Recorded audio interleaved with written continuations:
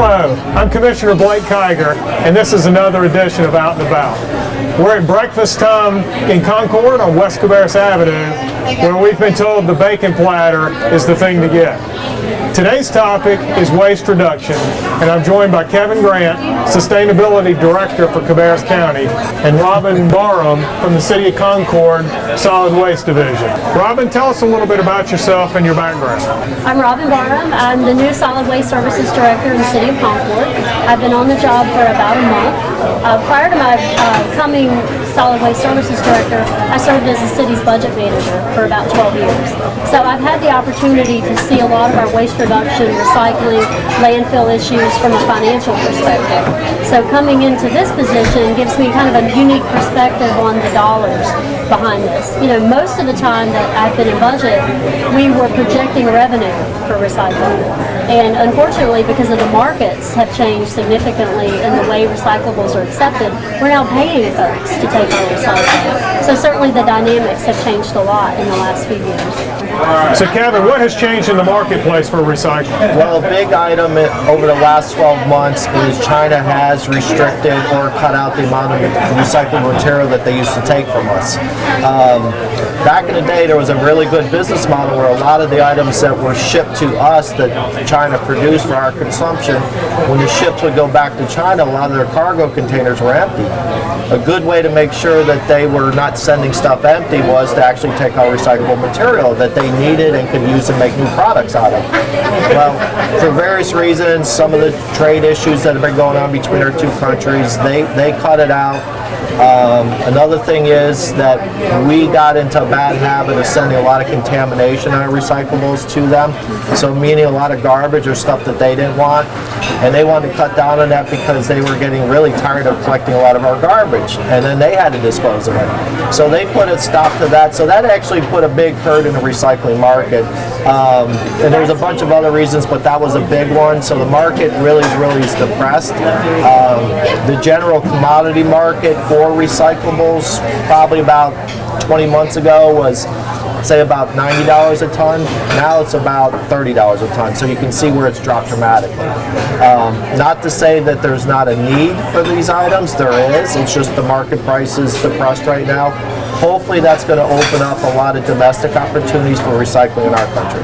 But currently we're paying the recycling facilities to take our recyclables, which municipalities, counties, we're not used to doing that. Right. I'm sure most people don't understand that and don't know that because that has been a significant change in what it was from just a few years ago. And a lot of folks always think recycling's free, and I think we gave that false perception to folks, but there's a lot of stuff that goes into recycling to get it to the right state that somebody can use it. As we mentioned before with single stream recycling, we allow people to put it all in one container. Well, it's got to get sorted out because one person doesn't want a mix of paper, plastic, glass, etc. They either want all paper, all plastic, all cardboard, so that stuff has to get sorted. It's not cheap to sort this stuff. I mean, it'll cost roughly $90 a ton to sort this material out. So very costly. That's another reason why we want folks to recycle right and only put the right things in the cart. Tell me a little bit about litter and what can Cabarrus County do to attack this problem and change people's habits? Unfortunately, litter is a problem in the county, in the city, really all over. Folks dispose of things so carelessly, freely these days. Some of the things that we do in the city, we have an extensive litter sweep program. We have neighborhoods, our active neighborhoods in the city's neighborhood program go out and collect litter for us. We have co-workers who go out and collect litter on a litter sweep twice a year. We're able to put anybody who wants to pick up litter in touch with the right streets or the right areas. One thing that our department has done most recently is we have an ability using some mobile 311 technology, which is basically some tablets in our trucks. We're able to go around and actually use those tablets to scout and locate hotspots of litter so that when we do have time, when we finish up the route each day, we can go back to some of those hotspots and pick up litter.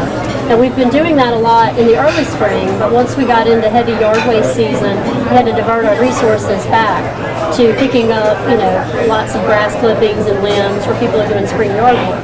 But as we get into the summer, we can send our folks back out to do some of that litter pickup, and they're really targeting or finding those hot spots and addressing those areas. So that's something the city's doing. We have long heard the 3 R's: reduce, reuse, and recycle. Tell me what those 3 R's are again, and do they still apply today? Well, like I always tell groups whenever I give a talk, when we talk about reduce, reuse, and recycle, the third R is recycling. So obviously we want to focus on reduce and reuse. We want to reduce the amount of waste we generate, the amount of materials that we consume. We want to make sure that we reduce or reuse as many products as we can in order to reduce the amount of waste that we generate. Then when we exhaust that, the materials that we do need to get rid of, we want to focus on looking for material that we can recycle. Well, it's very important, and the landfill is certainly something the county is on our radar and something we're going to have to deal with probably sooner rather than later. Yes. Tell me about smart recycling or recycle right. Well, the big issue right now with recycling is that we give folks convenience to put everything in one container, what they call single stream recycling, which is great and it's very convenient for folks. The problem is that once you put in your cart and you take it to the curb and it gets collected, it goes to facility. Ours happens to go to facility in Charlotte, and from there it gets mechanically and manually separated. And so by recycling right, the problem is that folks mistakenly put plastic bags, coat hangers, garden hoses, things that they think should be recycled and which can be recycled but aren't acceptable at this facility. And a lot of it is because it gets tangled up in their sorting mechanisms. So that's the big thing that we want to start talking to folks about is recycling right. A lot of things and most things are recyclable, but not everything is acceptable.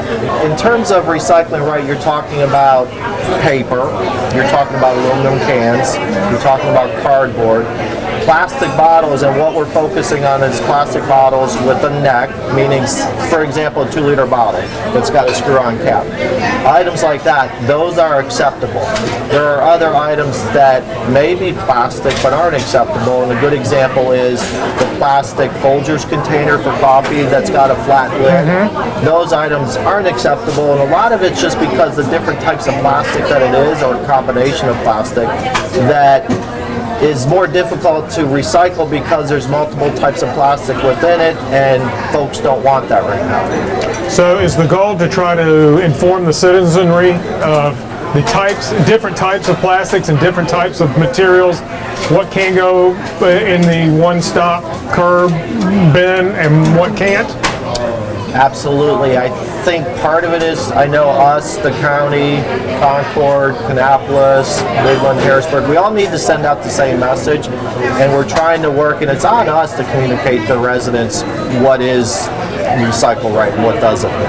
Gotcha. And so what is Cartology? How does that play into this? Cartology is a software app that we introduced about a year ago this time. It's available on your smartphone free, so you either go on your Apple Store, Play Store, and look up Cartology. It's also available on the county webpage as well as the City of Concord's webpage under solid waste. Really neat software that it gives you your collection schedule for trash and recycling.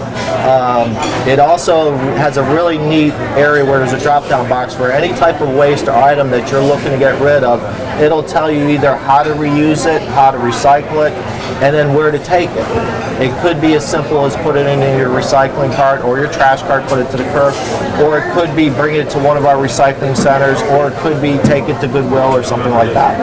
Another feature that Cartology app has that we use quite a bit is the ability to send out service alerts to our customers. So perhaps a Monday green recycling week route is running late.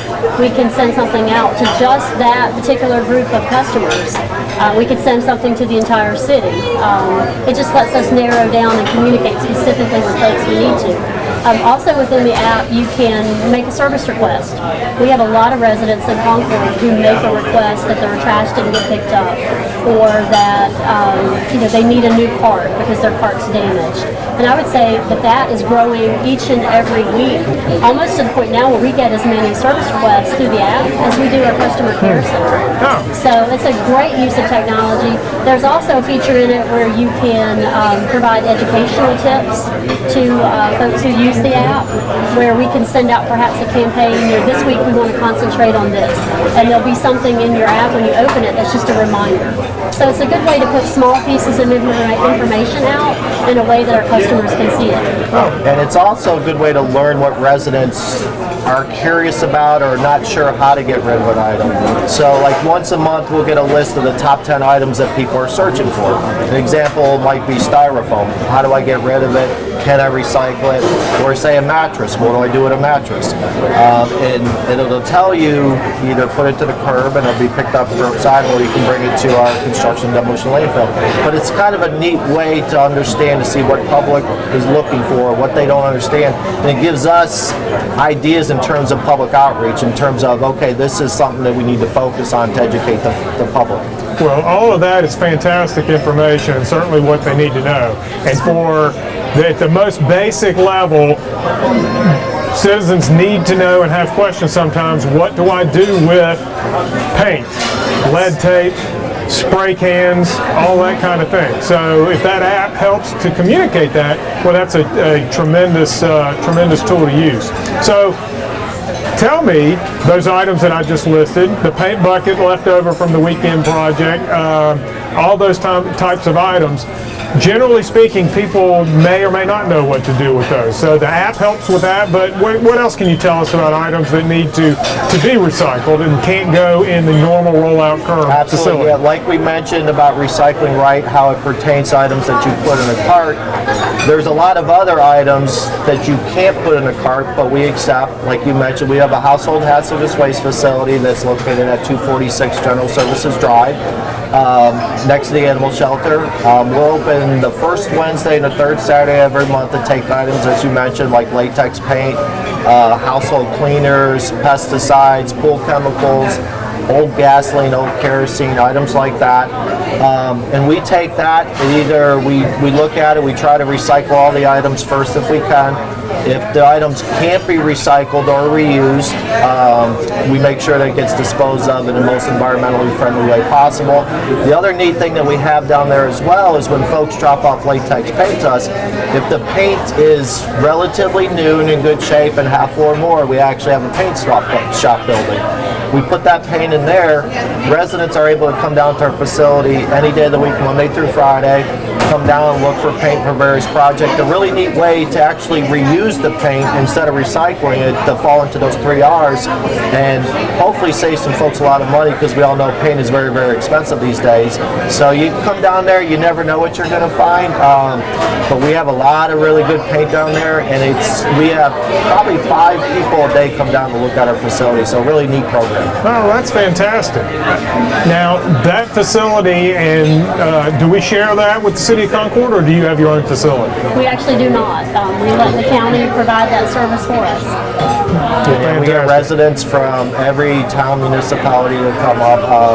Obviously, a lot of folks from City of Concord utilize it. A really cool service. Like I said, it's just neat to see the amount of people that come down there, and it's growing every day, where the volume of folks come in, so it's a really good thing.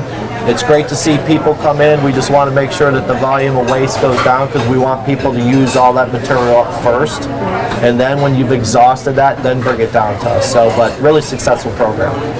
Well, I certainly do appreciate both you taking the time to speak with me today. I hope this has been beneficial to the citizens of Cabarrus County and our municipalities who we provide this service for as well.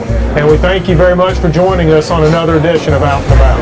If you have suggestions for topics or location that you would like to see on Out and About, please contact us. Our email address is outandabout@cabarruscounty.us.